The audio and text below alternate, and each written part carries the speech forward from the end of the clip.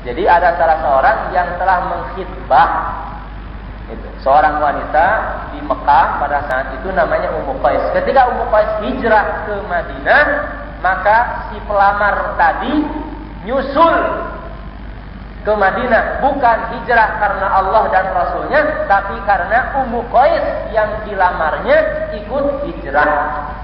Hadis ini kata Al-Hafidz Ibnu Hajar, kalau dianggap sebagai sabab wurud itu apa? Sebab turunnya hadis itu tidak benar. Tapi kalau hadis ini diantara maknanya berkaitan atau diantara tafsirannya berkaitan dengan kejadian Ummu Qais tadi, bisa. Tapi kalau dinyatakan hadis ini sebagai sabab wurudnya orang tadi yang berhijrah karena Ummu Qais, itu tidak benar. Jelas? Jadi bukan hadis ini sebab wurudnya Ummu Qais, bukan. Hijrahnya seorang laki-laki karena ingin mendapatkan Ummu Qais, bukan. Tapi kalau diantara maknanya kebetulan ada orang seperti itu, maka mungkin saja demikian. Nah, jadi terkadang pahala, ya, keutamaan itu Allah segerakan di dunia, tetapi tidak kita dapatkan di akhirat. Dalam kaitan ini maka kita dalam berdoa, kata Rasulullah SAW, jangan putus asa, karena Allah ini dalam mengijabah doa kita dengan berbanyak hal. Terkadang diijabahnya doa kita dengan digantikan yang lebih baik. Terkadang kan itu di dunia Allah berikan dengan yang lain seperti itu. Nah, pelajaran yang berikutnya adalah masyru'iyatu al-hijrah lillahi wa lirasuli. Dianjurkan, disyariatkannya hijrah karena Allah dan karena Rasulnya. Baik, apa makna hijrah? Hijrah arti bahasa at-tarku, meninggalkan, atau al-intiqal, berpindah. Jadi hijrah ini bisa berarti meninggalkan, bisa berarti berpindah. Hijrah hukumnya wajib ain atau wajib kifayah? Wajib ain. Kata Rasul sallallahu alaihi wasallam, la hijrata ba'dal fathi. Tidak ada hijrah lagi setelah futuh Mekah. Tidak ada hijrah lagi setelah futuh Mekah. Maksudnya hijrah yang wajib ke Madinah sudah dihapus. Tetapi hijrah dari tempat yang yang jelek ke tempat yang baik berlaku sampai kiamat saat, sampai kiamat. Jadi hukum hijrah tetap wajib, dan wajibnya ini berlangsung ila qiyamis saat, sampai kiamat. Ya, tapi bukan konteks hijrahnya ke Madinah, karena pada saat dahulu Rasulullah SAW mewajibkan kaum muslimin untuk berhijrah semuanya ke Madinah.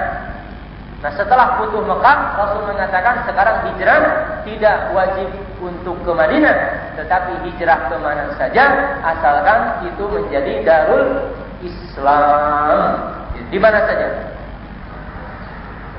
Baik, cukup. Ya. Kemudian insyaallah kita baca hadis yang kedua yang ada dalam fotokopian antum. Qala al-Imam al-Bukhari haddatsana Abdullah bin Yusuf qala akhbarana Malik an Hisham bin Urwah an abihi an Aisyah ummul mu'minin radhiyallahu anha anna al-Harith bin Hisham radhiyallahu anhu سأل رسول الله صلى الله عليه وسلم فقال يا رسول الله كيف يأتيك الوحي فقال رسول الله صلى الله عليه وسلم أحيانا يأتيني مثل صلصلة الجرس وهو أشده علي فيبصم عني وقد وعيت عنه ما قال وأحيانا يتمثل لي الملك رجلا فيكلمني فأعي ما يقول. قالت عائشة رضي الله عنها: ولقد رأيته ينزل عليه الوحي في اليوم الشديد البرد فيقسم عنه وإن جبينه ليتقصد عرقا.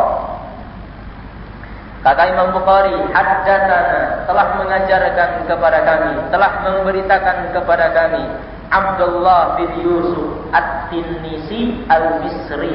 Al-Misri itu nisbah kepada Mesir. Imam Bukhari pergi ke Mesir belajar hadis, bukan untuk mengunjungi piramida, bukan. Orang sekarang ke Mesir justru untuk ziarah Fir'aun. Boleh mengunjungi Fir'aun? Tidak boleh. Tidak boleh. Niat hanya ingin melihat Fir'aun, tidak boleh. Haram hukumnya. Fir'aun bukan untuk dilihat, tapi untuk ditelaahi. Iya. Sudah cukup bahasa Fir'aun dalam Al-Quran, gak usah lihat bentuknya seperti apa. Abdullah bin Yusuf At-Tinnisi qala akhbarana Malik, telah memberitakan kepada kami Imam Malik. Malik ini adalah namanya Malik bin Anas bin Malik bin Nadar bin siapa lagi? Al-Asbahi Al-Madani. Jadi Malik ini putranya sahabat Anas. Anas menamai putranya dengan nama bapaknya. Jadi bolak-balik. Malik bin Anas bin Malik. Malik, Imam Malik. Gelarannya Imam Darul Hijrah. Gelaran Imam Malik, Imam Darul Hijrah. Imamnya Imam Madinah. Kitab beliau yang ditulis adalah kitab Al-Muwatta. Itu kitab hadis yang pertama dengan sistematika fikih, ditulis oleh Imam Malik, namanya Al-Muwatta. Wafat Imam Malik pada tahun 179 di Madinah. Malik bin Anas bin Malik. Kewaraan Imam Malik di antaranya adalah ketika beliau ditanya an-arba'ina masalatan, ditanya 40 pertanyaan. Dan dijawab dari 40 ini hanya 4, 36-nya tidak ditanya, tidak dijawab. Iya. Karena wara'nya. An Hisham bin Urwah, Hisham bin Urwah. An abihi, dari bapaknya. Jadi Hisham meriwayatkan dari bapaknya. Bapaknya adalah Urwah. Urwah ini namanya Urwah ibn Zubair ibn Awam. Zubair bin Awam. Zubair ini suaminya Asma bintu Abi Bakar Siddiq radhiyallahu anha. Ya. Hisham bin Urwah ibn Zubair ibn Awam.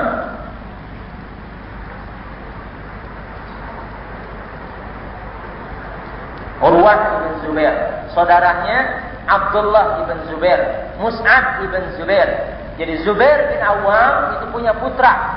Di antaranya Urwah bin Zubair, Abdullah bin Zubair, kemudian Mus'ab bin Zubair. Abdullah bin Zubair itu yang menjadi khalifah dan dibayar oleh kaum muslimin di Mekah. Di saat yang lain, Yazid bin Muawiyah di Syam diangkat oleh kaum muslimin di Syam menjadi khalifah. Begitu. Bukan diangkat, afwan, bukan diangkat. Jadi Muawiyah mewariskan kekuasaannya kepada putranya yang bernama Yazid ibn Muawiyah.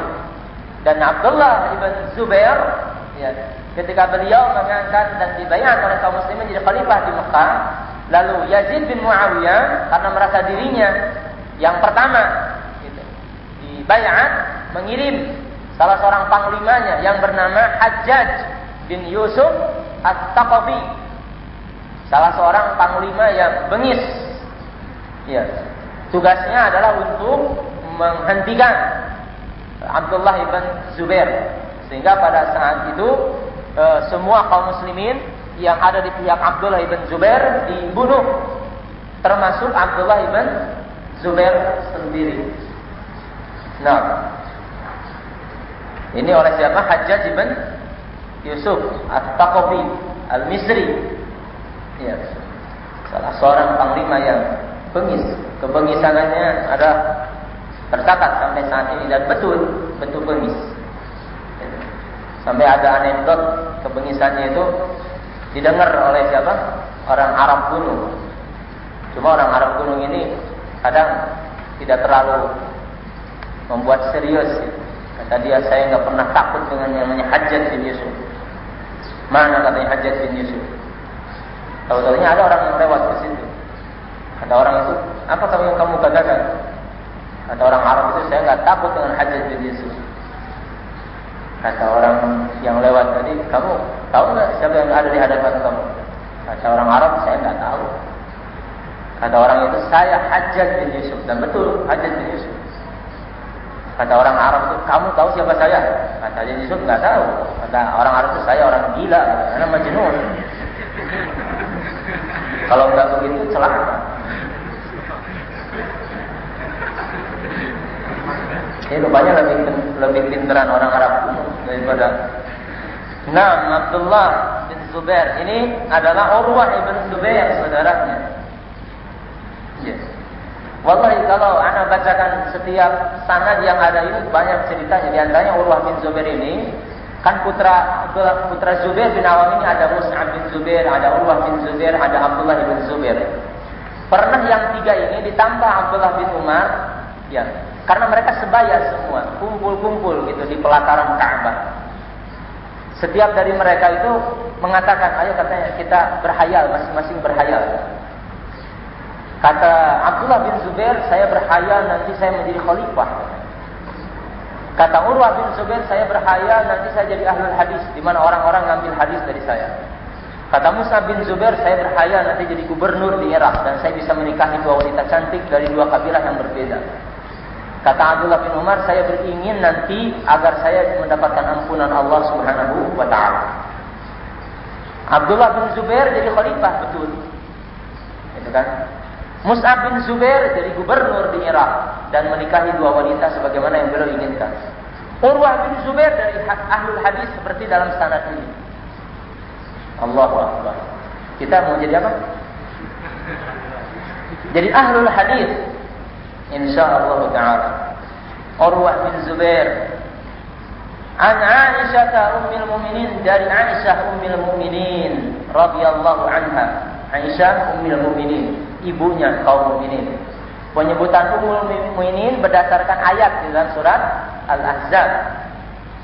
Wa azwajuhu ummahatuhum, dan istri-istri Nabi adalah ibunya kaum mukminin. Penyebutan ibu dengan dua hal. Pertama, karena disebut ibu, diharamkannya istri Nabi ditikahi atau menikah setelah wafatnya Nabi Sallallahu Alaihi Wasallam. Haram. Sebelum Nabi wafat, di saat-saat kritis, ada orang-orang munafik yang menyebarkan desas-desus, kalau Muhammad nanti meninggal, saya akan menikahi si fulanah dan demikian.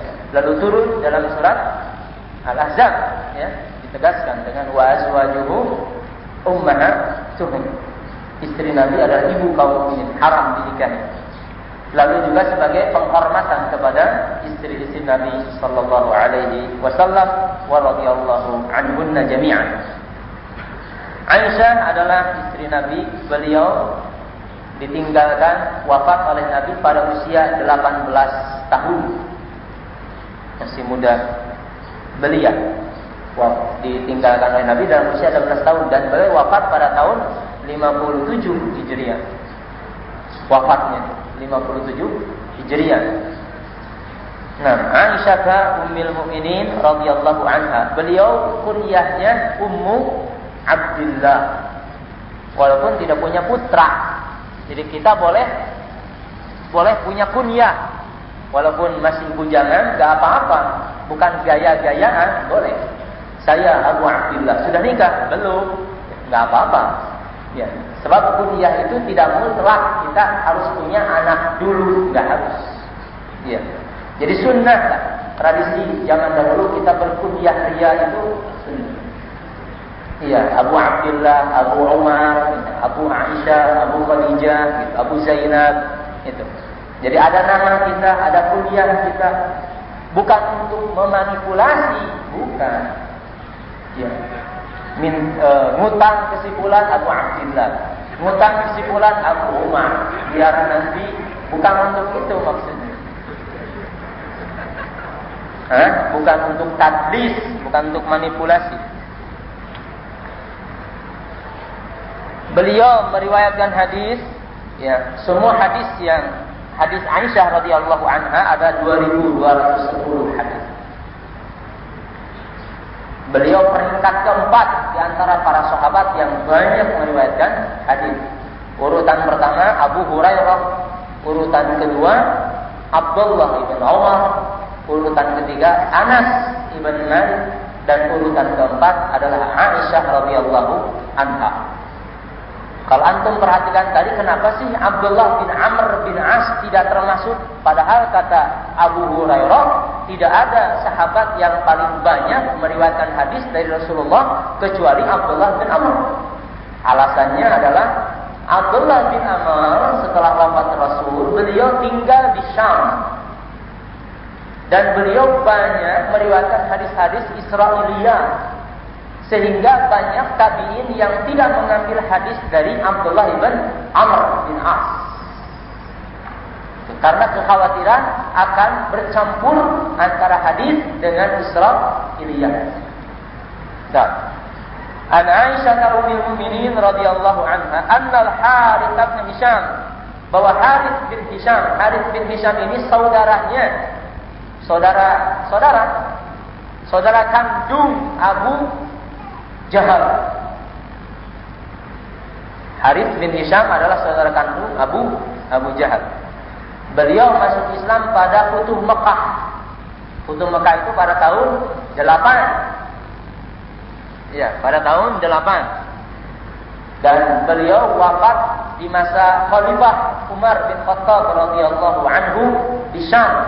Jadi zaman dahulu itu para sahabat sedikit sekali yang wafat di Madinah, sedikit. Ada yang wafat di Basrah, wafat di Kufah, wafat di Mesir, wafat semua.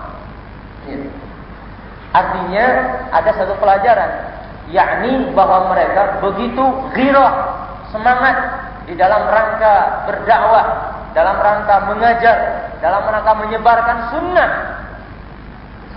Saya orang Jakarta, nggak mau pindah kemana-mana. Hidup mati harus di Jakarta. Jangan seperti itu. Ya, jangan seperti itu. Jadi kita melihat as-salafus salih, ya, as-salafus salih, para sahabat radhiyallahu anhum itu tersebar kemana-mana. Tapi ya alhamdulillah ini dari nikmat Allah. Ya, walaupun ada diyakini sebagai kuburan sahabat, tetapi ya, kalau kuburan Nabi semuanya adalah Allah jamin tidak ada yang pasti ada kuburan Nabi di antara kuburan Nabi yang diklaim sebagai kuburan Nabi itu adalah kuburan Nabi, tidak ada kecuali kuburan Nabi sallallahu alaihi wasallam. Bohong besar kalau kita pergi ke Yordan, ini kuburannya Nabi siapa Soleh, salah, tidak ada. Bohong. Dijamin tidak ada kuburan para nabi dan rasul yang utuh diyakini sebagai kuburan para nabi dan rasul. Yang dijamin hanya satu, kuburannya Nabi Muhammad sallallahu alaihi wasallam. Nah, para sahabat juga kebanyakan di antara mereka kuburannya tidak diketahui.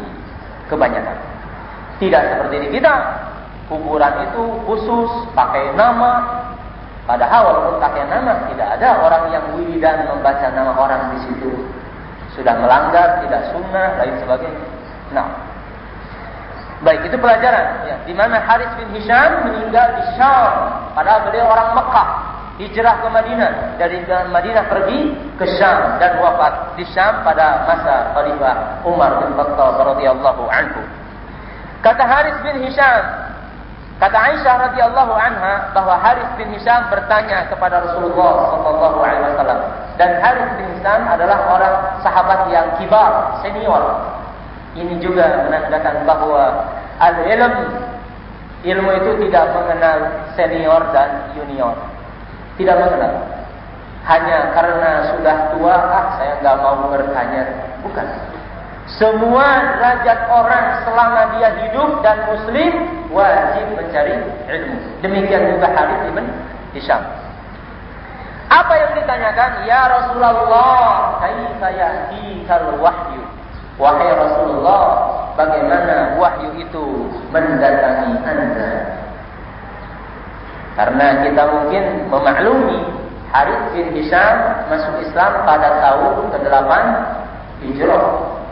Otomatis ada fase yang lama, yang dari fase lama ini ada perkara-perkara dari din yang belum ingin ditanyakan. Di antaranya adalah tentang bagaimana awal mula turunnya wahyu kepada Rasulullah sallallahu alaihi wasallam.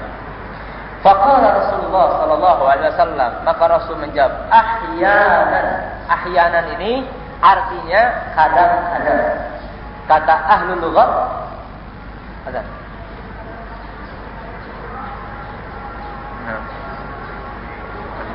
Cukup. Baik, katanya dicukupkan dulu. Insyaallah kita lanjutkan setelah salat zuhur. Wallahu ta'ala a'lam bis-shawab. Wassallallahu ala nabiyyina Muhammadin wa ala alihi washabbihi wasallam tasliman katsiran. Ikhwah sekalian, ini panitia mengusulkan katanya ada kuis dulu. Ada kuis dulu. Harits bin Hisham, siapa Harits bin Hisham tadi? Saudara kandung Abu Jahal. Ya. Kapan masuk Islamnya? Masa Futuh Mekah. Meninggal pada masa Khalifah Umar. Di mana?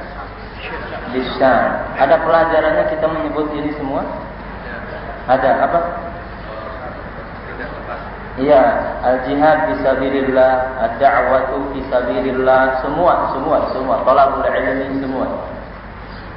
Radhiyallahu anhu. Kita selalu menyebut radhiyallahu anhu untuk sahabat. Ada dalilnya? Ada ya, surat At-Taubah ayat 100. As-sabiquna al-awwalun minal muhajirin wal ansar wal ladzina tabauhum bi ihsan radhiyallahu anhum waradu anhu. Itu dalilnya surat At-Taubah ayat 100. Jadi mengatakan radhiyallahu anhu itu ada dalilnya, bukan tradisi, bukan ibadah. Sehingga salah orang mengatakan kita menyebut Abu Bakar tanpa Ustaz Abu Bakar. Sahabat itu harus lebih utama. Ya dengan radhiyallahu anhu itu udah paling utama. Ya. Kenapa? Nah ini ada Ali. Kalau Ali biasanya khusus. Sebahagian orang menyebut Ali an Aliin radhiyallahu anhu karramallahu wajhahu. Yang artinya karrama itu semoga Allah memuliakan. Ini biasanya saya tidak bisa memastikan, tapi ini biasanya dilakoni atau digunakan oleh minimal oleh orang-orang yang digelari dengan at-tashayyur, ya, yang mungkin sekarang lebih banyak Syiah. At-tashayyur sekarang hampir tidak ada. Anda sudah jelaskan tadi tashayyur. Apa artinya? Orang yang hanya mengutamakan bahwa Ali yang berhak menjadi khalifah. Itu saja.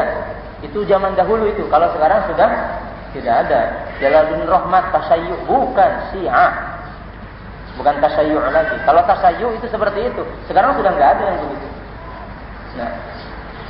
Jadi karramallahu wajhah tidak ada dari itu. Yang ada radhiyallahu anhu. Tidak ada yang lebih utama kecuali apa yang diutamakan oleh Allah Subhanahu wa taala dalam Al-Qur'an. Harits bin Hisham radhiyallahu anhu bertanya kepada Rasulullah sallallahu alaihi wasallam, "Ya Rasulullah, kaifa ya'tika al-wahyu?" Bagaimana datangnya wahyu kepada Anda wahai Rasulullah? Faqala Rasulullah sallallahu alaihi wasallam, "Ahyanan." Ahyanan itu kadang-kadang. Menurut ahlul lughah, ahyanan itu yutlaqu ala qalilil waqti wa katsirihi. Digunakan untuk kadang-kadang dalam pengertian sering, juga kadang-kadang digunakan untuk pengertian jarang, ya. Itu menurut orang Arab. Jangan menurut orang kita. Kalau menurut orang kita ahyanan kadang-kadang itu justru untuk jarang. Kalau orang Arab tidak. Oleh karenanya perlu kita balik ke dalam apa yang dimaksud oleh ahlul lughah, oleh orang Arabnya sendiri. Jadi ahyanan itu yutlaqu ala qalilil waqti wa katsirihi. Sering dan jarang juga ahyanan. Ya'tini mithla salatil jaras, datang kepadaku seperti suara jaras. Jaras itu ini balik ke ahlul lughah lagi. Kalau diartikan di mana di Indonesia itu jaras itu artinya lonceng. Lonceng langsung. Potret kita lihat lonceng. Nah itu yang Anda maksud. Jadi jangan langsung pemahaman yang ada di kita lalu diklopkan gitu seperti yang ada dalam hadis. Itu yang salah. Enggak boleh. Jadi kita harus nanya dulu, apa sih maksudnya ini menurut ahlinya. Menurut ahlinya. Jangan sampai salah. Sampai ada orang bingung, Rasulullah kalau sujud hatta yura bayadu ibtaih, sampai kelihatan putih ketiaknya.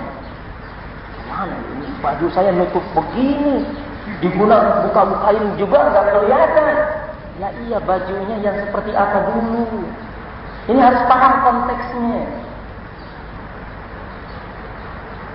Kita walaupun seperti apa yang kelihatan, nah dulu memahami baju zaman dahulu at-tawaf, zaman dulu tawaf itu adalah itu seperti kain panjang wanita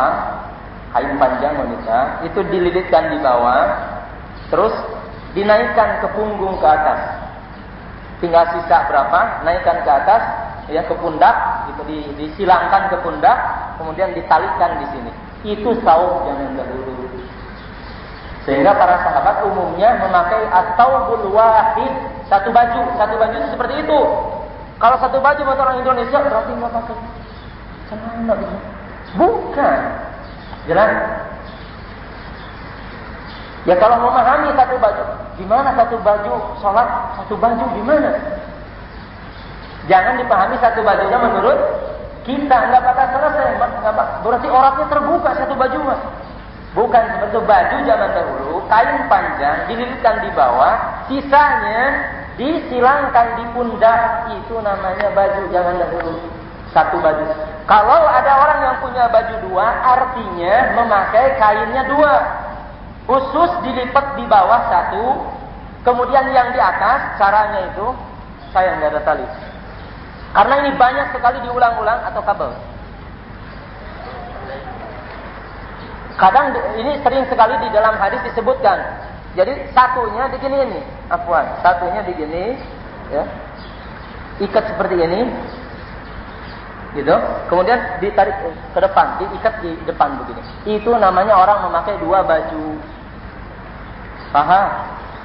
Iya. Jadi jangan memakai baju satu baju, bajunya orang Indonesia. Kok sholat pakai satu baju? Bukan itu maksudnya. Jelas. Nah sama ini juga ahyanan ya'tini mithla salatil jaras. Apa artinya jaras? Jaras itu dikatakan salah satunya adalah biasa yang dikalungkan di unta besi-besi gitu. Besi-besi sehingga kalau beradu itu saling berbunyi. Jadi tali diikatkan, kemudian dalam tali ini ada lempengan-lempengan besi. Apa namanya? Bukan besi, apa namanya? Hah? Kelentong rapi. Tapi nggak ada di sana kelontongnya.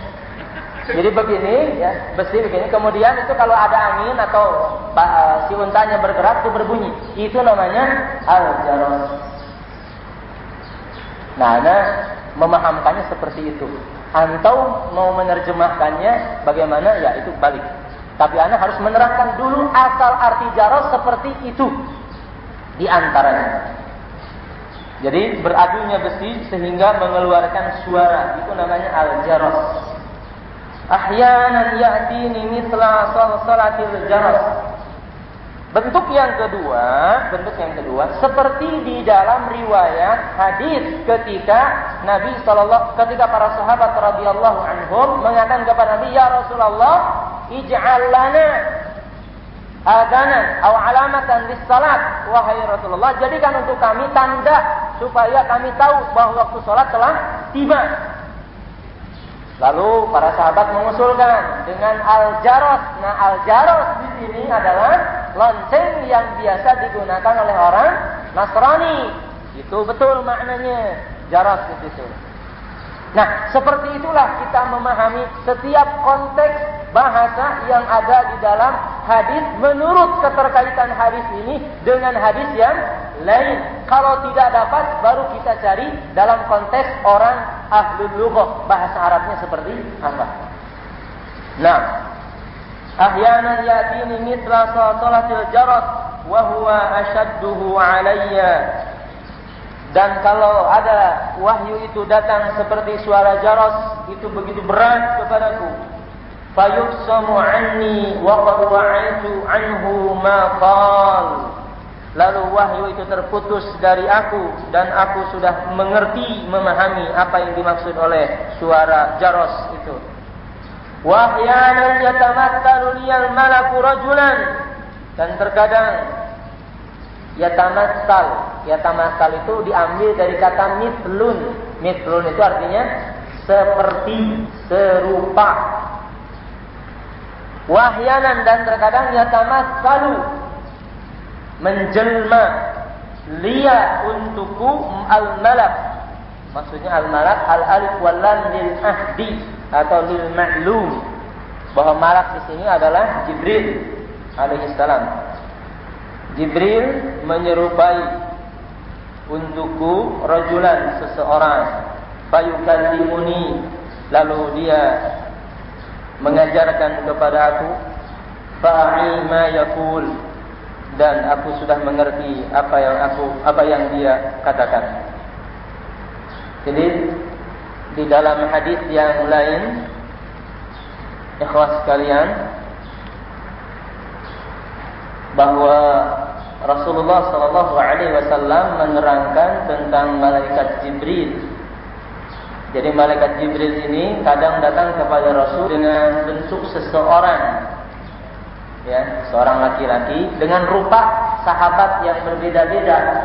Tapi yang paling banyak tampil biasanya Jibril dengan muka seperti sahabat Nabi namanya Dihyah al-Kalbi, yang biasa diutus oleh Rasul untuk mengirimkan surat kepada para raja. Namanya Dihyah al-Kalbi. Kadang pula Jibril ini menyerupai al-A'rabiyun. Al-A'rabiyu, seorang Arab gunung, A'rabiyun. Kadang seperti itu. Kemudian juga kadang malaikat Jibril menampakkan kepada Rasul bentuknya yang asli. Bentuknya yang asli.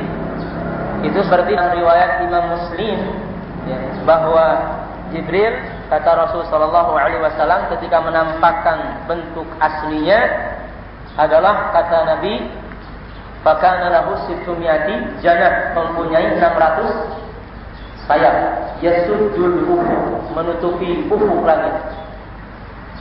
Ini dinyatakan dalam Al-Quran surat Fatir, ya. Alhamdulillahi, ayat 1, Fatiris samawati wal ardi ja'ilil malaikati rusulan uli ajnihatin matna wa thulatha. Jadi segala puji bagi Allah yang telah menciptakan langit dan bumi dan menjadikan malaikat sebagai rasul, ya, utusan yang mempunyai sayap. Baik. Hadis ini atau lanjutkan dulu. Qalat Aisyah radhiyallahu anha, Aisyah radhiyallahu anha berkata, Walaqad ra'aituhu yanzilu 'alaihi al-wahyu.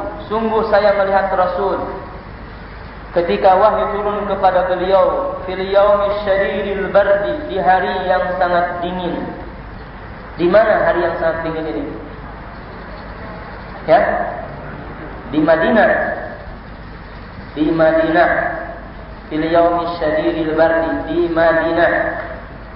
Wahyu Rasulullah terima hanya di Mekah saja? Bukan, di Madinah. Nah, kata Aisyah, fil yaumil syadidil bardi. Dinginnya kota Madinah kalau musim dingin, jangan seperti dinginnya digambarkan dingin puncak. Kalau dingin puncak mesti bisa mandi. Dingin kota Madinah kalau 5 derajat saja, jangan di bawah 0, itu jarang ya. 5 derajat saja, subhanallah, itu sudah sangat menyiksa. Bukan untuk orang kita saja, hatta orang di sana sendiri. Ya umumnya orang-orang kita memang tidak tahan dengan dingin seperti itu. Itu digambarkan, bukan digambarkan. Seperti banyak orang kita mengalami saking dinginnya itu dari pori-pori keluar darah. Pori-pori. Sampai kalau mau sholat subuh itu seperti orang Eskimo gitu semua, pakai sarung tangan gitu. Karena kulit pun menjadi belah, pecah-pecah di bibir semua. Sungguh sangat dingin sekali. Nah, kata Aisyah, di hari yang sangat dingin, fayafsimu anhu, lalu setelah wahyu itu selesai, wa inna jabinahu la yatafassadu 'araqa, dan sungguh kening Rasul. Dalam kening Rasul, di kening Rasul itu ada keringat mengalir. Bukan rembes, mengalir, saking banyaknya. Di hari yang sangat dingin. Kenapa? Beratnya dalam menerima wahyu. Alhamdulillah kita thalabul ilmi masih ada kuis ya. Alhamdulillah. Ya, belum pernah tanya kita thalabul ilmi sampai menahan lapar. Tidak ada.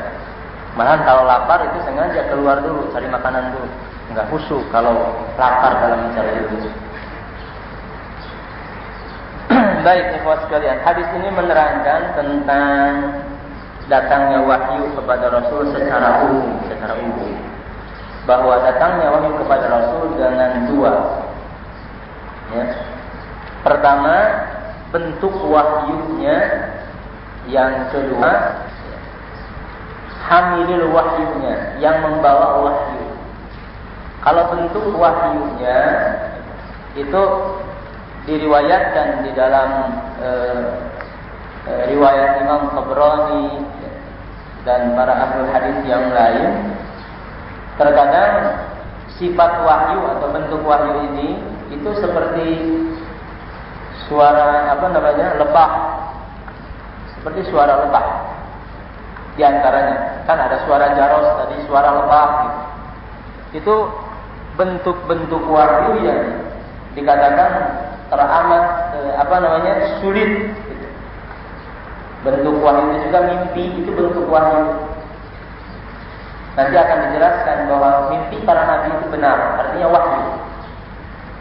Itu bentuk-bentuk wahyu. Kemudian yang membawa wahyu ini itu malaikat Jibril, hanya malaikat Jibril saja, malak Jibril. Orang Yahudi paling benci kepada malaikat Jibril, karena menurut mereka bahwa nabi yang terakhir turun harus dari Yahudi.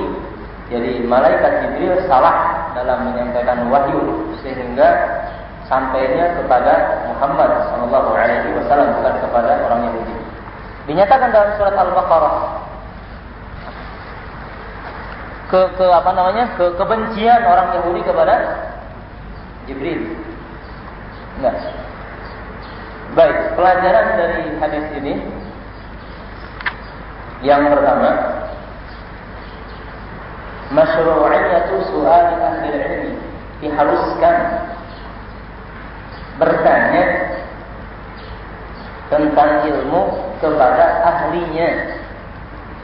Diharuskan bertanya tentang ilmu kepada ahlinya.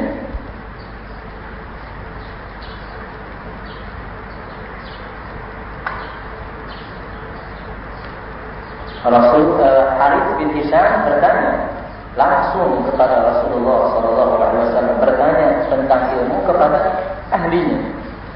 Yang kedua, boleh bertanya dengan kaifah, dengan bagaimana,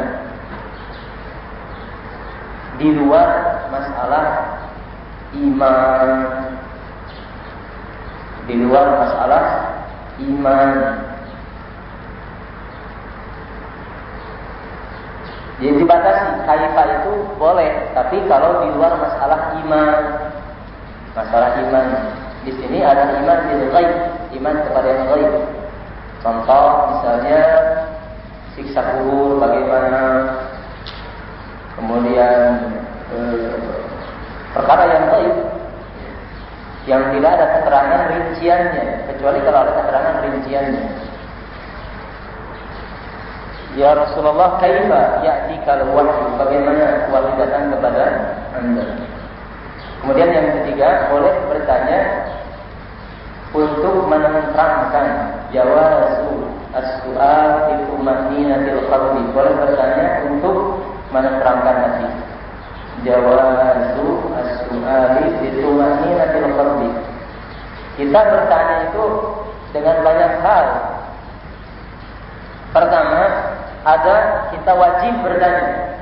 Kapan kita wajib bertanya? Perkara-perkara din yang tidak kita tahu, wajib bertanya. Yang kedua, perkara-perkara yang samar, yang meragukan, wajib kita bertanya supaya kesamaran dan keraguan ini hilang.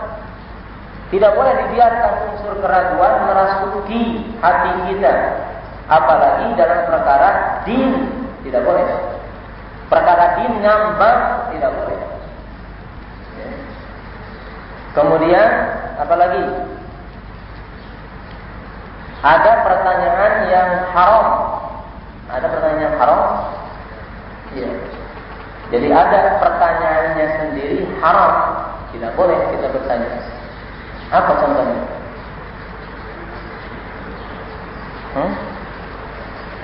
Pertanyaannya sendiri tidak boleh ditanyakan pertanyaannya sendiri. Apa? Contohnya? Ya. Seperti itu. Bagaimana bentuk Allah? Itu hak, pertanyaan sendiri haram. Imam Malik mengatakan was-su'alu anhu bid'ah. Nanya saja udah bid'ah, haram, tidak boleh. Cara nanya yang haram ada. Cara nanyanya tidak boleh. Caranya, maksud cara itu motivasi gitu maksudnya. Ada yang tidak boleh? Ada. Kalau kita nanyanya itu adalah kalau dengan orang yang tidak tahu, supaya orang bodoh ini semakin tahu bodohnya. Ya, sudah jatuh gitu, kemudian masih kita injek juga, tidak boleh. Tidak boleh seperti itu. Ataupun kita liubah bihi al-ulama, untuk supaya bisa debat dengan ulama. Ajarin saya lah coba masalah ini, nanti akan saya jang kepada orang itu. Nggak boleh. Ilmu bukan untuk seperti itu. Nah, baik. Boleh bertanya untuk menenteramkan hati, itu juga boleh. Boleh. Tidak harus untuk menerangkan, tidak keharusan, hanya boleh. Di dalam Quran surat Baqarah tentang Nabi Ibrahim, kata Nabi Ibrahim, hari ini kaifa tuhyi al-mauta, ya Allah, tampakkan, perlihatkan kepadaku bahwa Engkau bisa menghidupkan yang mati. Allah mengatakan, awalan tu'min, kamu tidak beriman? Kata Nabi Ibrahim, qala bala, walakin liyatma'inna qalbi. Tentu saja saya beriman, tetapi biar hati saya menjadi lebih tentram. Sampai Allah menyuruh 4 huruf, kemudian dipotong-potong, dicampurkan, di tempat yang berbeda. Enggak. Jadi boleh bertanya untuk menerangkan hati, boleh. Baik, yang kedua, yang berapa? Keempat.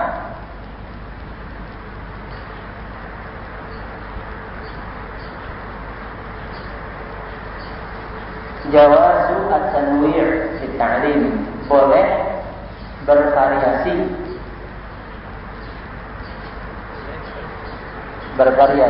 mencari variasi, mencari model, metode di dalam mengajar. Metode mengajar, bervariasinya, berbedanya metode dalam mengajar itu boleh. Nah, sepanjang metode itu dibolehkan tentunya. Dari mana yang diambilnya, ikhwan? Dari mana boleh bervariasi dalam konteks mengajar? Bedanya? Iya, datangnya wahyu ternyata tidak dalam satu bentuk. Hatta malaikat Jibril saja. Ini juga dipraktikkan oleh Rasulullah Sallallahu Alaihi Wasallam. Dalam waktu dipilih, dalam cara dipilih. Jadi sepanjang. Tapi kalau metodenya sudah salah, tidak boleh. Gimana cara yang salah ke sana?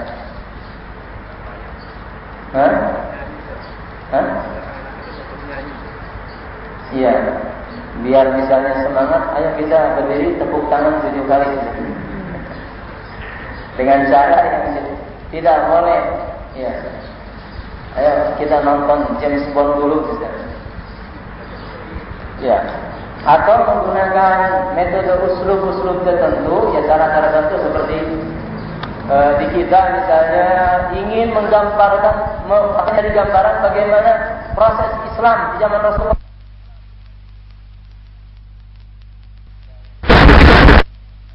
Dan tempatnya terbatas, tujuannya terbatas, gitu. Boleh. Boleh. Sebatas di situ saja. Misalnya kita ingin menggambarkan TK, bagaimana kerbau. Tapi yang ada badannya doang, kepalanya nggak ada. Gimana? Ini kerbau. Mana? Boleh. Insyaallah ta'ala. Sebatas itu saja. Membedakan kerbau dengan gajah kalau badannya saja susah. Kalau misalnya itu dianggap penting untuk diajarkan, boleh. Atau misalnya ada ulama mengatakan, ya udah misalnya antara leher dengan kepala, dengan badan, leher dengan badan itu digaris sedikit biar terpotong supaya gambarnya tidak utuh. Intinya boleh sesuai dengan tujuan, batasan di mana kita menggunakan metode tersebut, begitu. Tapi kalau digambar di dalam baju misalnya, itu tidak boleh. Untuk ta'lim, insyaallah boleh. Iya. Kemudian misalnya ini banyak, ini perlu ditanbih ya, perlu ditanbih. Ada banyak majalah kalau cerita sahabatnya digambar. Itu haram. Ijma'an, konsensus itu. Terutama Sabili ini yang sangat meremehkan sekali. Saya mencatat di antaranya Sabili, karena Sabili ini saya perlu garis bawahi. Katanya tirasnya sudah cukup banyak. Ini akan menjadi satu hal yang menyalahi syariat dari satu sisi ya. Kalau yang lain juga maksudnya, kalau yang lain ya udah bisa dibilang. Ini karena kaitannya dengan banyaknya pembaca Muslim, itu banyak cerita sahabat kemudian digambar sahabatnya. Itu sangat tidak benar. Ijma', konsensus tidak benar sama sekali. Baik. Ya. Utsman bin Affan misalnya, menggambarkan bin Affan seperti apa? Tidak bisa kita gambarkan. Di dalam hadis diterangkan Utsman bin Affan itu jenggotnya itu dari sini itu digambarkan memenuhi sampai ini. Terus sampai pusar. Itu jenggotnya Utsman bin Affan radhiyallahu anhu. Kemudian ada orang yang gambar jenggotnya bisa dihitung seperti saya. Subhanallah. Hatta kalau dia pun tahu rinciannya tetap tidak boleh. Apalagi kalau tidak tahu. Jadi Utsman bin Affan itu Masya Allah. Nah, itu menurut hadis itu. Sampai kalau gerak itu kelihatan dari sini. Sampai ke bawah sini. Utsman bin Affan radhiyallahu anhu. Ya alhamdulillah kita dapat.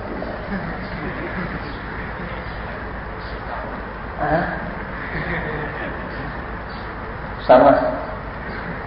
Baik. Metode. Kemudian yang berikutnya adalah al-masyaqqatu fi talabil ilmi. Al-masyaqqatu fi talabil ilm. Bersusah payah dalam mencari ilmu. Susah.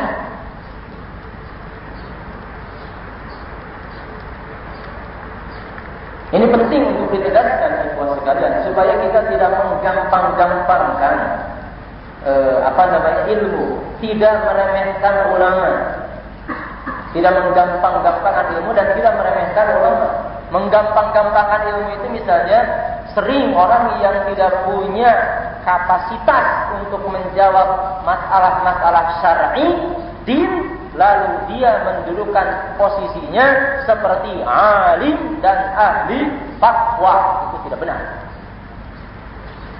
Kata Muhammad bin Sirin, adraktu mi'atan wa isrin min ashabi Rasulullah sallallahu alaihi wasallam. Sirin imam tabi'in. Saya menjumpai 120 sahabat Rasulullah sallallahu alaihi wasallam. 120 sahabat Rasulullah sallallahu alaihi wasallam. Maka ahaduhum yustafta an syai'in, tidak ada seorang pun kalau diminta fatwa tentang sesuatu kecuali dia minta agar temannya yang lain yang menjawabnya, bukan dia. Sampai di satu kisah ada sahabat yang duduk di satu majelis, pertanyaan ditanyakan kepada si A, muter kepada sampai Z, balik lagi ke si A dan belum dijawab. Seperti itu. Warahnya. Jadi zaman dahulu jarang ada ulama yang, siapa yang bertanya? Enggak ada. Di kita antum tas'alun wa nahnu nujib. Boleh, boleh. Tetapi ajarin dulu, jangan nanya dulu, ajarin dulu. Yang mereka tidak tahu, ajarin dulu. Kenapa? Itu tadi ada bentuk pertanyaan yang semestinya tidak ditanyakan.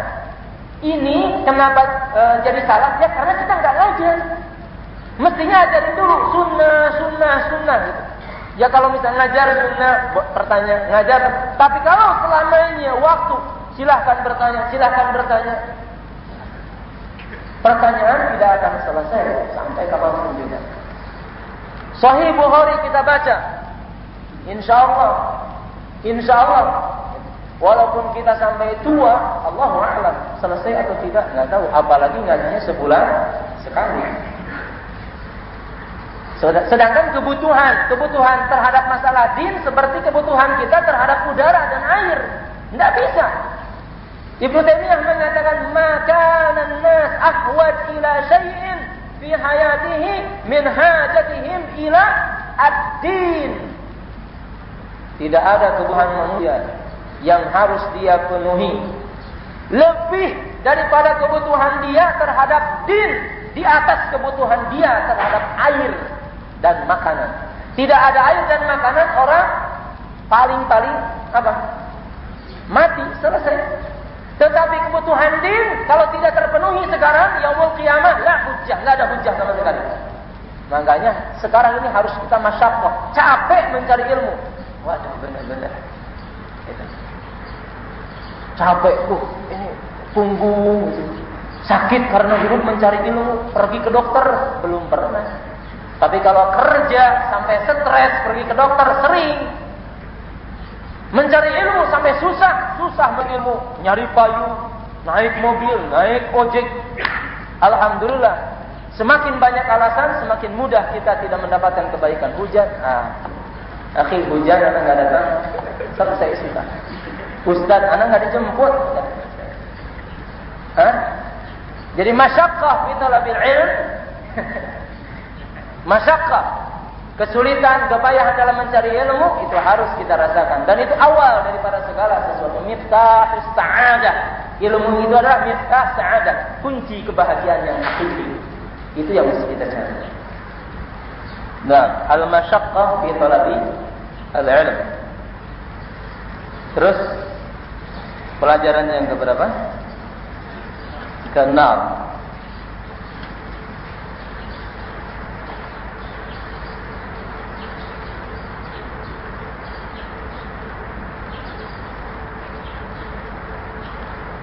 Boleh belajar dari teman sejawat. dari teman yang sederajat. Antar teman boleh belajar, boleh saling mengajar, boleh? Boleh. Dari mana? Maksudnya teman sejawat itu bukan teman kita. Ustaz belajar kepada ustaz, kiai belajar kepada kiai, syekh belajar sama syekh, begitu maksudnya. Iya, boleh. Jangan ada ustaz gengsi. Anak ustaz, gimana harus belajar? Tidak. Dari mana pelajarannya? Dari mana? Hah? Aisyah radhiyallahu anha meriwayatkan hadis dari siapa? Harits bin Hisham. Iya. Banyak zaman dahulu itu Imam Syafi'i belajar kepada Imam Malik. Betul. Imam Syafi'i belajar kepada Imam Malik. Imam Syafi'i belajar kepada Imam Malik. Iya. Itu maksud anak teman sejawat itu bukan teman ustaz dengan ustaz, kiai dengan kiai, alim dengan alim, seperti itu. Nah, baik, cukup ya.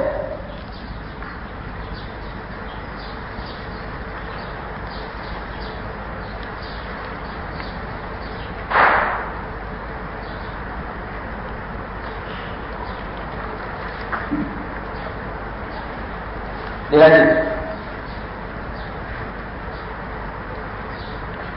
Hadis yang kedua. Ketiga, betul, ketiga. Qala haddatsana qala Imam Al-Bukhari haddatsana Yahya bin Bukair qala haddatsana Al-Layth an Uqayl an Ibn Shihab an Urwah bin Zubair an Aisyah ummul mu'minin annaha qalat أول ما بدأ به رسول الله صلى الله عليه وسلم من الوحي الرؤيا الصالحة في النوم فكان لا يرى رؤيا إلا جاءت مثل فلق الصبح ثم حبب إليه الخلاء وكان يخلو بغار حراء فيتحنث فيه وهو تعبد الليالي ذوات العدد قبل أن ينزع إلى أهله ويتزود لذلك ثم يرجع إلى خديجة فيتزوج لمثلها حتى جاءه الحق وهو في غار حراء جاءه الملك فقال اقرأ قال ما أنا بقارئ فأخذني فغطني حتى بلغ مني الجهد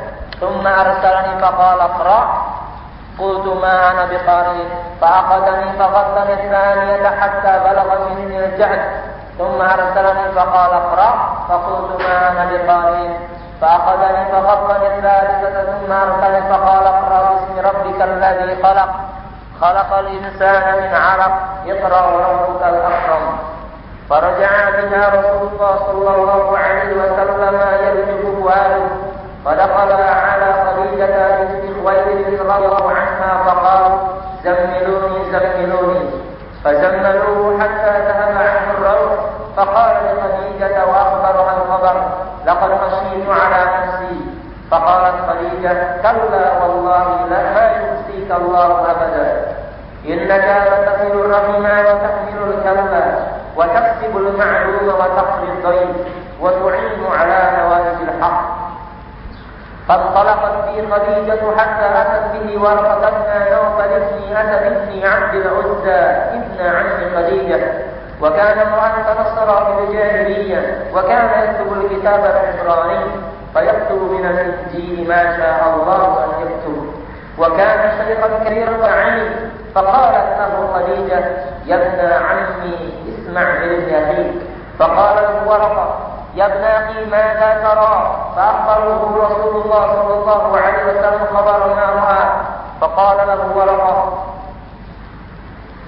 هذا الناموس الذي نزل الله على موسى يا ليتني فيها جدعا ليتني أكون حيا إذ يخرجك قومك فقال له رسول الله صلى الله عليه وسلم أو مخرجيهم قال نعم لم يأتي رجل قط بمثل ما جئت به إلا عودي وإن تدركني يومك أنصرك نصرا مؤزرا ثم لم ينشب ورقه أن توفي وفتر الوحي.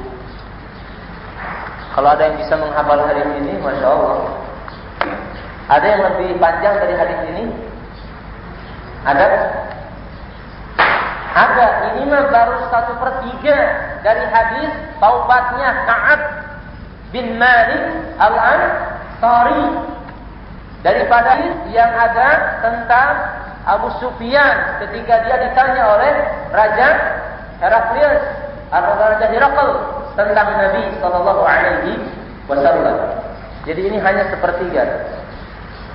Sepertiganya sedikit, ini masih sedikit dibanding dengan hadis Ka'ab bin Malik, dibanding dengan hadisul ifki. Semuanya para ahli hadis menghafalnya semuanya. Ya gampang, Al-Quran aja 8 hari, apalagi ini cuma berapa? Subhanallah. Baik, kita baca. Qala haddatsana, telah mengajarkan kepada kami Yahya ibn Bukair. Yahya ibn Bukair. Yahya ini syekhnya, gurunya Imam Bukhari. Nama bapaknya bukan Bukair. Bukair itu adalah kakeknya. Nama bapaknya Yahya bin Abdillah bin Bukair. Cuma beliau namanya lebih masyhur kepada kakeknya. Makanya Yahya bin Bukair. Qala haddatsana al-Layth. Layth ahlul hadis ya. Min atqanin nas di Muwatta al-Imam Malik.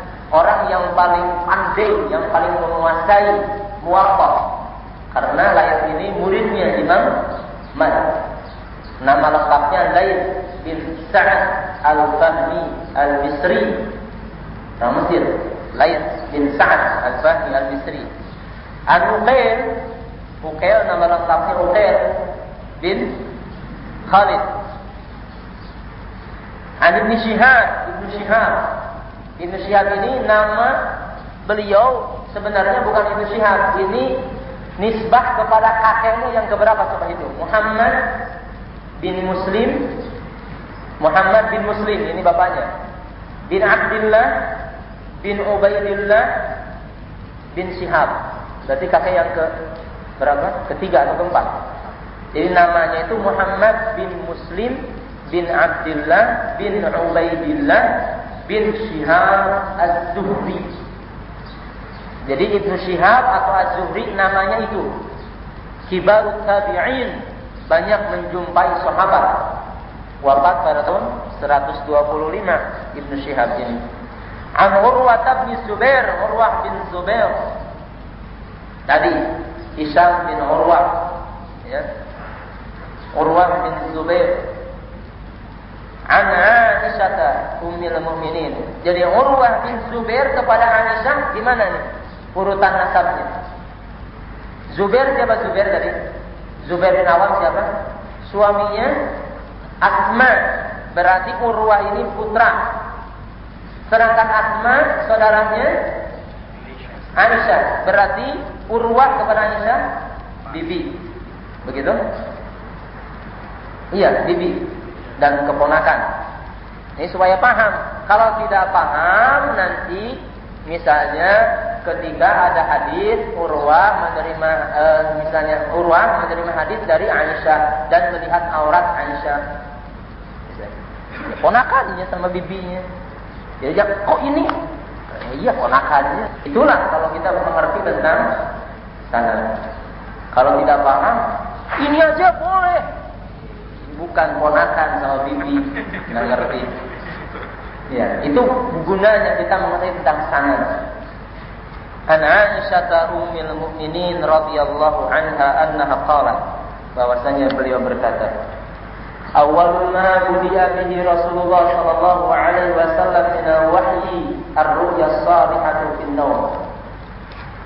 Pertama-tama wahyu yang pertama datang kepada Rasulullah adalah berupa mimpi yang benar di kala tidur. Jadi di antara bentuk mimpi adalah dengan di antara bentuk wahyu adalah dengan mimpi. Di antara bentuk wahyu mimpi. Jadi mimpi para nabi itu adalah benar. Berbeda dengan mimpi kita. Mimpi kita itu 3 bagian.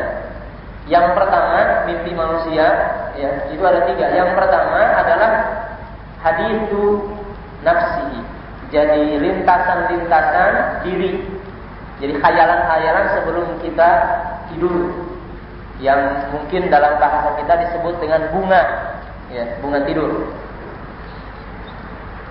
Haditsun nafsi. Jadi berentesan ya, bisikan-bisikan hati.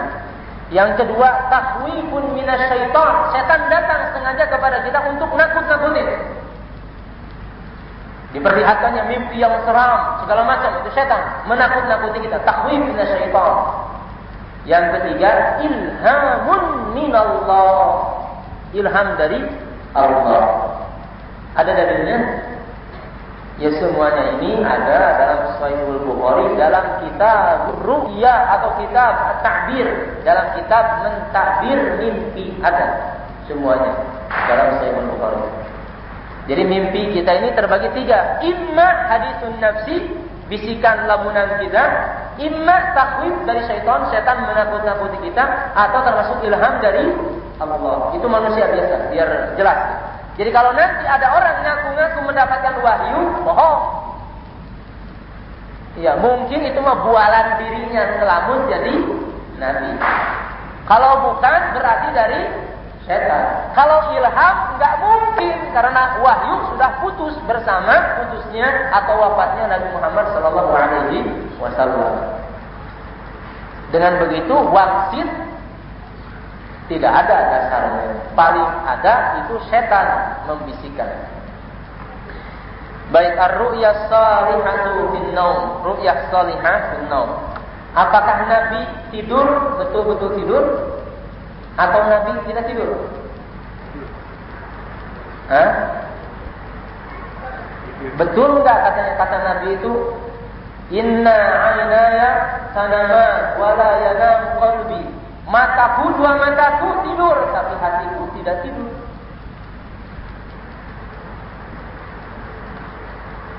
Hadisnya sahih?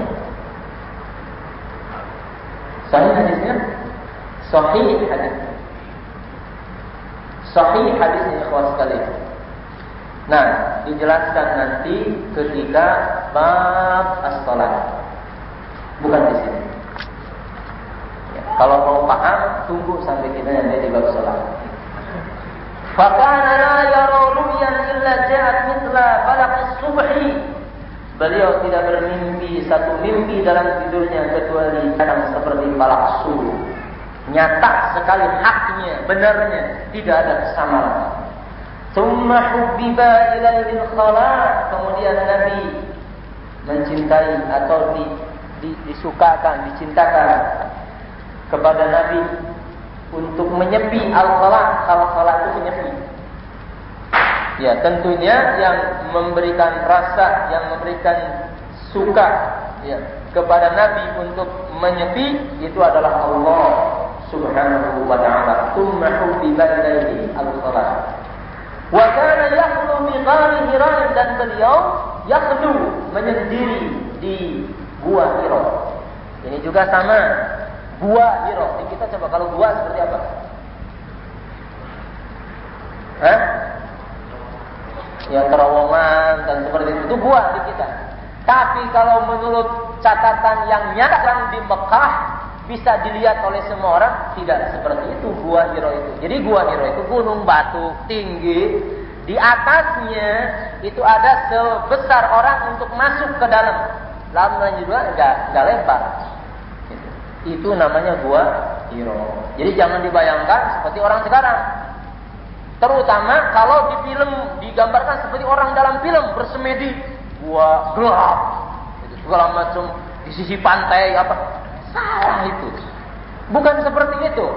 Ini ikhwas sekalian, sering orang kita mengatakan gua. Oh, berarti gua itu ya seperti yang kita pahami. Bukan. Jadi gua Hira maksudnya gunung batu, ya. Itu menjulang tinggi.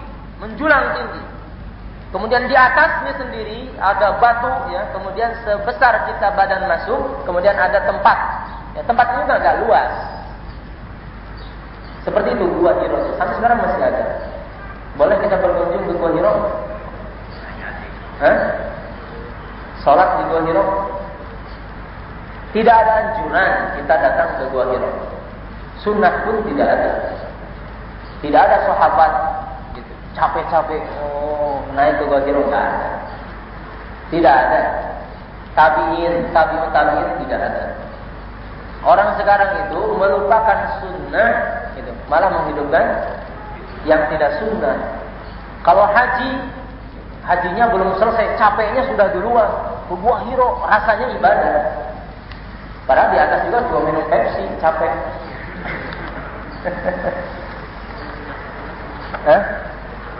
Enggak ada sunnahnya.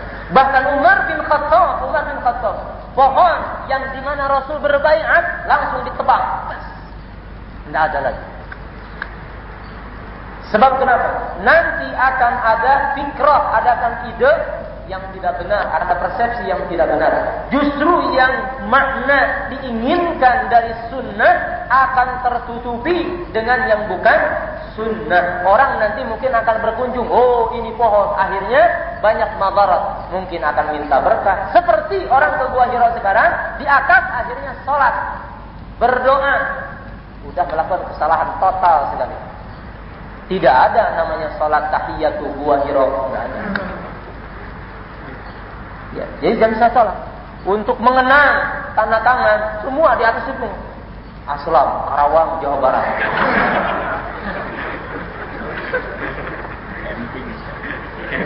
Iya, jadi tidak ada anjuran.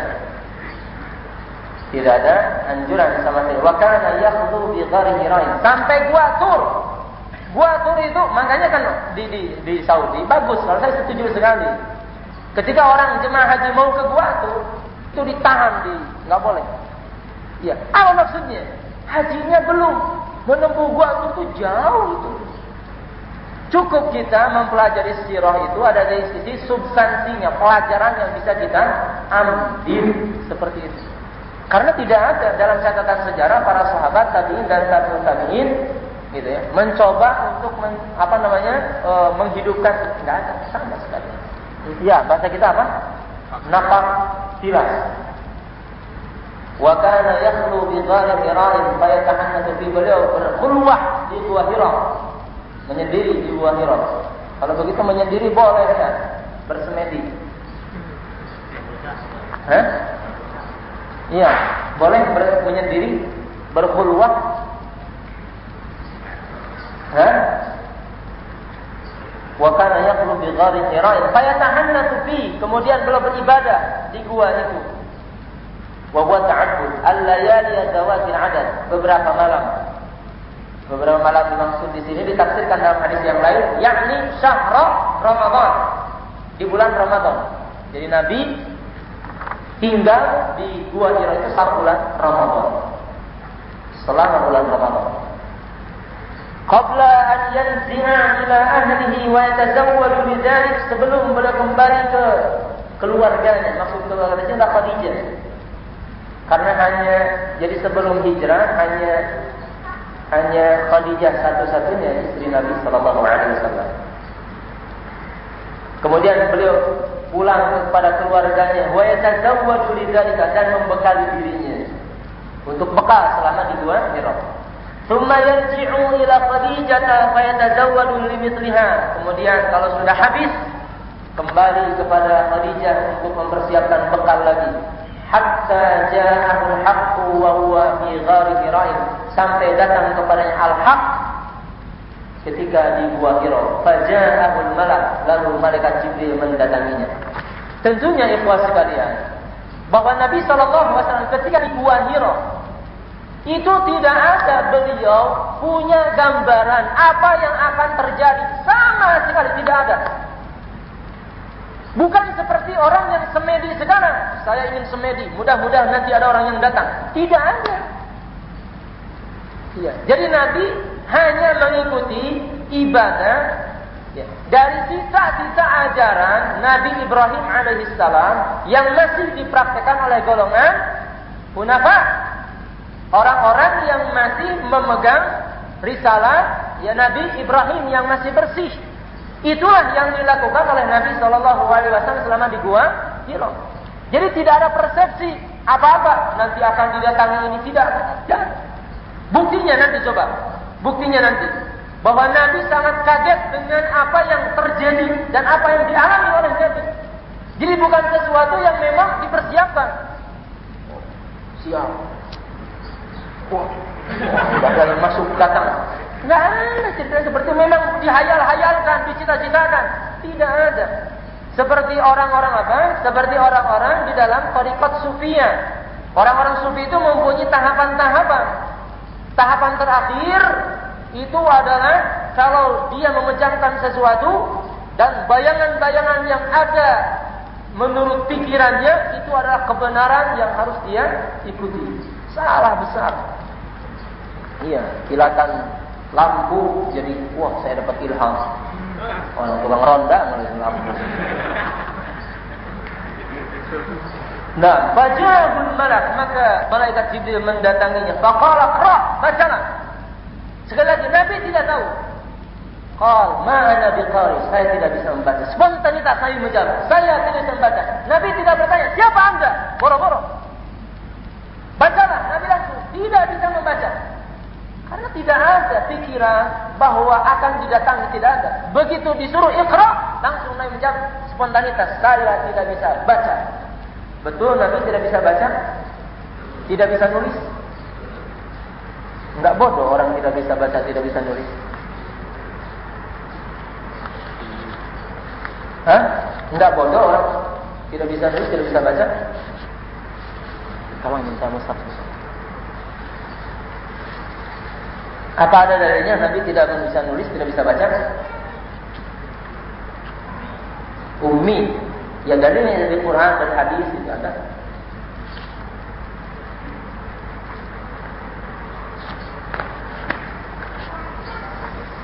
Dalam surah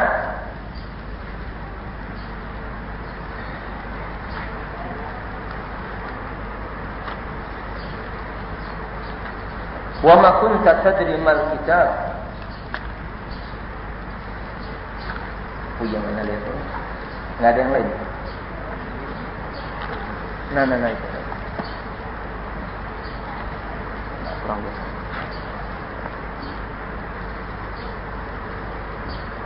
Apa yang benar?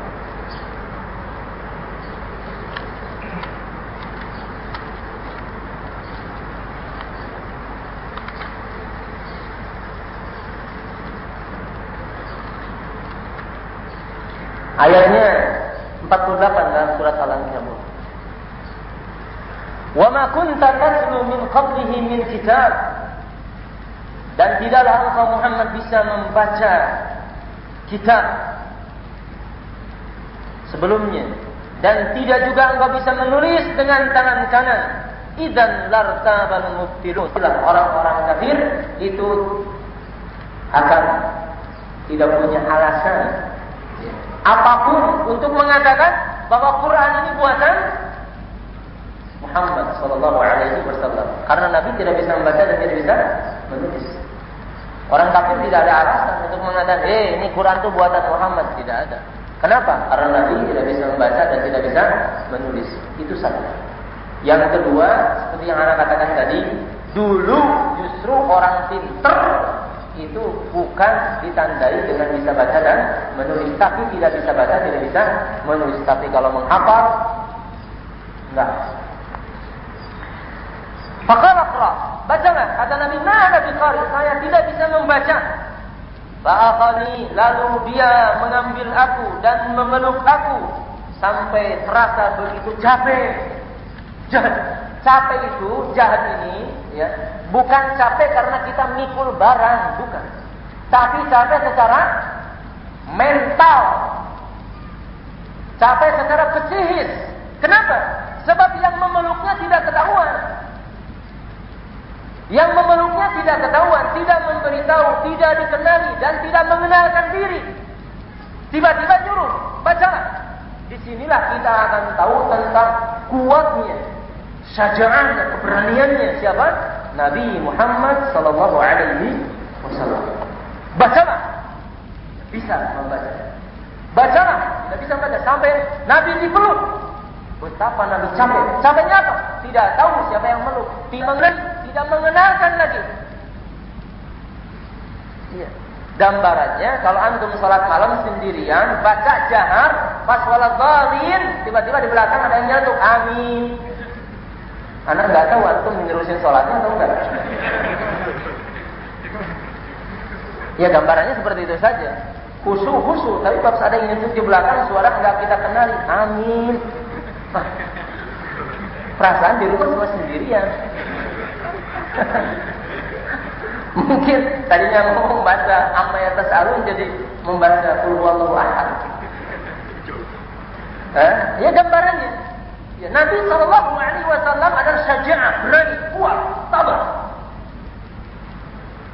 Antum gua Hiro itu tinggi, mungkin kalau perjalanan normal gitu kuat gitu.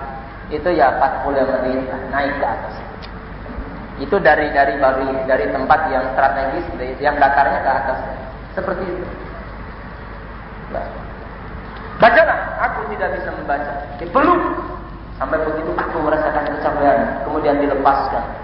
Lalu iqra, baca lagi. Kemudian kata ma'ana biqari, saya tidak bisa membaca. Kedua kalinya juga demikian, sampai ketiga kalinya. Lalu akhirnya turun iqra bismi rabbikal ladzi khalaq khalaqal insana min 'alaq iqra wa rabbukal akram. Setelah menerima ini, faraja'a biha Rasulullah sallallahu alaihi wasallam yarjuhu Rasul kembali dan hatinya begitu takut. Wajar Nabi takut, wajar sekali. Wajar sekali. Ya. Kemudian pada kala ala Khadijah binti Khuwailid radhiyallahu anha, beliau menemui Khadijah istrinya dan berkata, "Zammiluni, selimputilah aku. Fazammalu, kemudian Nabi diselimputinya hatta dhahaba anhu raw, sampai rasa khawatir dan takutnya hilang. Faqala li Khadijah wa akhbarahu al-khabar, kemudian beliau berkata kepada Khadijah dan memberitakan apa yang beliau alami.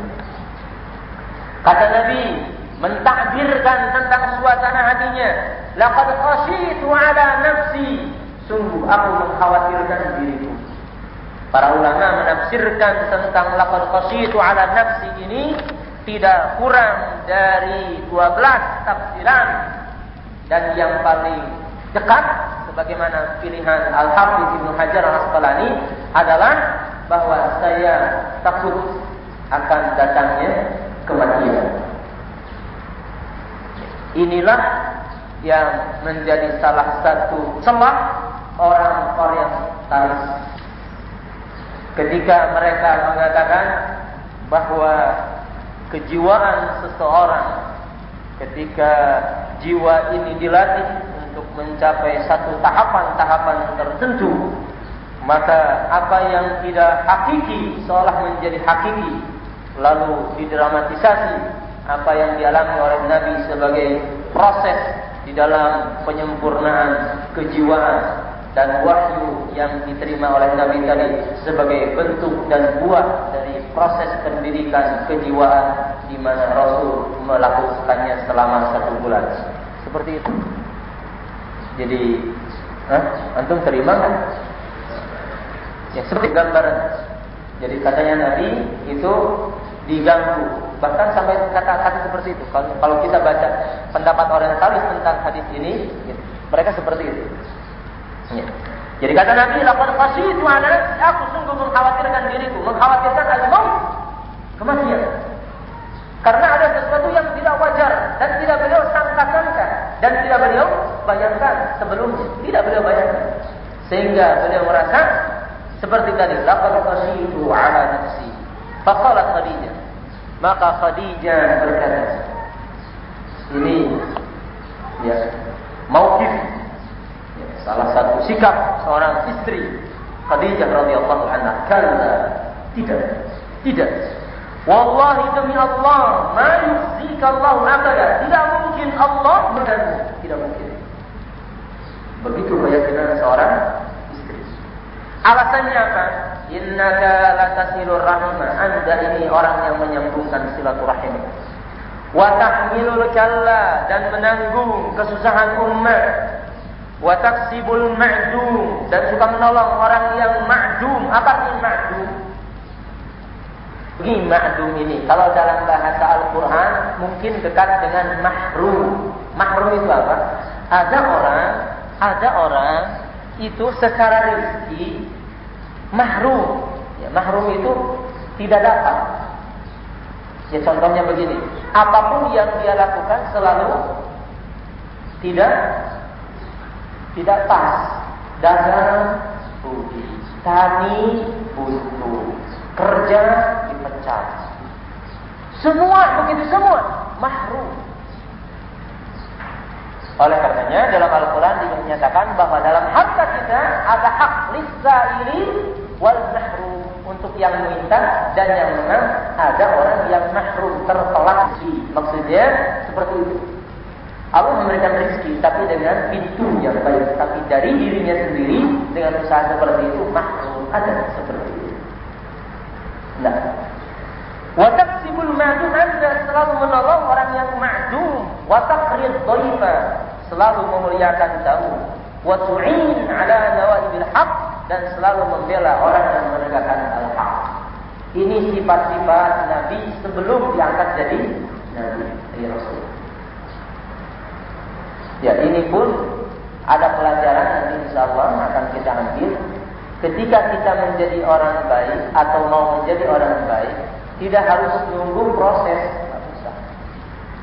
Saya kan belum jadi ustaz, jadi ya nggak apa-apa. Ya, ilmu amal bukan untuk ustaz, sehingga harus ada beda akhlak ustaz dengan akhlak yang lain. Mestinya semuanya saya belum. Jadi jangan menjadi alasan ketidakmampuan dan ketidakmauan kita untuk tidak bersungguh. Ini Nabi Shallallahu Alaihi Wasallam berbuat baik seperti ini jauh sebelum diangkat jadi Nabi. Jadi tidak ada alasan. Ya. Betul. Ketika berdakwah misalnya ada tahapan-tahapan orang, klasifikasi orang, betul. Oleh karenanya maka ada ahlul ilmi membagi. Yang disebut dengan da'i itu sedikit ini, yang disebut dengan da'i itu, kadang ada orang yang spesialisasinya jago di atas mimbar, orator.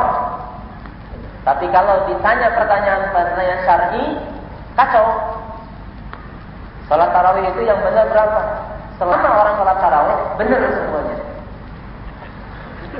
Ya, gimana? Hah? Iya, karena dia nggak tahu yang benar yang mana. Kata dia, selama orang salat tarawih, selama salat itu dia benar. Ya, jadi ada orang yang orator, penceramah, ya mungkin bidangnya di situ. Ada yang dai ngajak, ceramah tidak bisa. Tapi masya Allah, kalau ngedorong-dorong orang supaya hadir di majelis ilmu, paling bisa ngelobinya. Ya udah, spesialisasinya di situ.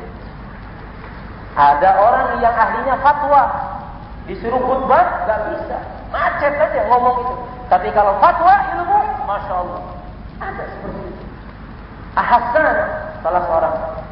Beliau kalau disuruh ceramah, gak bisa. Beliau kalau di atas mimbar, kata beliau setelah hamdalan, yang mau bertanya, silakan. Karena beliau mampunya menjadi ahli fatwa. Makanya buku-buku beliau ada tentang soal jawab. Ceramahnya beliau tidak ada. Begitu. Nah, ada orang, nah kita jangan tidak kebagian apa-apa. Itu maksudnya. Tidak menjadi apa-apa, sama sekali, jangan. Gitu. Jadi jangan ada alasan, saya kan belum sampai. Iya, antum punya bagian juga. Bagian ini yang sesuai dengan kapasitas masing-masing. Nah, di mana kita bisa meletakkan diri, disitulah kita harus memfungsikannya dan mengoptimalkannya. Baik. Fantalaqat fihi Khadijah, maka berangkatlah Khadijah dengan Nabi hatta atat bihi Waraqah bin Nawfal bin Asad bin Abdul Uzza, sehingga beliau mendatangi Waraqah bin Nawfal bin Asad bin Abdul Uzza ibn Abi Khadijah, putra paman Khadijah. Rangkaian ceritanya nyambung? Insyaallah nyambung? Ya, insyaallah. Wa kana imra'an tanassara fil jahiliyah, dan Waraqah ini seseorang yang beragama Nasrani di zaman jahiliyah. Jadi beliau di antara orang ya, yang pergi ke Basrah untuk mencari agama. Lalu Waraqah ini meyakini tentang agama Nasrani dengan apa yang ada pada masa itu, dan beliau masuk agama Nasrani. Wa kana yaktubul kitab al-Ibrani, dan beliau bisa menulis dengan bahasa Yahudi. Bisa Ibrani, bahasa Yahudi. Fa yaktubu minal Injil ma sya'allah an yaktub. Beliau menulis Injil. Wa kana syaikhan kabiran qad 'ami, sudah tua sekali dan buta. Faqalat lahu Khadijah, maka Khadijah berkata kepada Waraqah, "Ya ibn 'ammi, wahai putra paman, isma' min ibni akhi, dengarkanlah dari anak saudaramu." Faqala lahu Waraqah, maka Waraqah bertanya kepada Nabi, "Ya ibn akhi, ma dzakara?" Wahai putra saudaraku, apa yang Anda alami? Fa'akhbarahu Rasulullah sallallahu alaihi wasallam khabar ma ra'a. Lalu Rasul memberitakan semua kejadian yang beliau lihat dan beliau alami. Faqala lahu Waraqah, kemudian Waraqah berkata, "Hadzal namusul ladzi nazzalallahu ala Musa." Inilah namus. Namus itu asal artinya sahibus sirri. Orang yang menyampaikan sesuatu dengan rahasia, dengan sembunyi-sembunyi. Itu namus. Asal arti namus adalah orang yang memberitakan sesuatu dengan rahasia, sembunyi-sembunyi. Ini adalah namus. Namus di sini maksudnya Jibril. Jadi saya mengartikan pertama asal arti kata namus. Namus itu seseorang memberitahu dengan sembunyi-sembunyi dan rahasia, itu namus. Tapi namus di sini maksudnya adalah malaikat Jibril. Inilah malaikat Jibril. Saya artikan itu Jibril. Inilah Jibril yang Allah turunkan kepada Musa. Subhanallah. Seorang Nasrani yakin, ya. Inilah Jibril yang Allah turunkan kepada Musa. Ya laitani fiha jada'a. Duhai, ingin saya rasanya muda kembali. Kata siapa? Waraqah. Jada'a itu asal arti katanya adalah unta. Unta yang lagi sedang-sedangnya, yang lagi kuat-kuatnya, itu jada'a.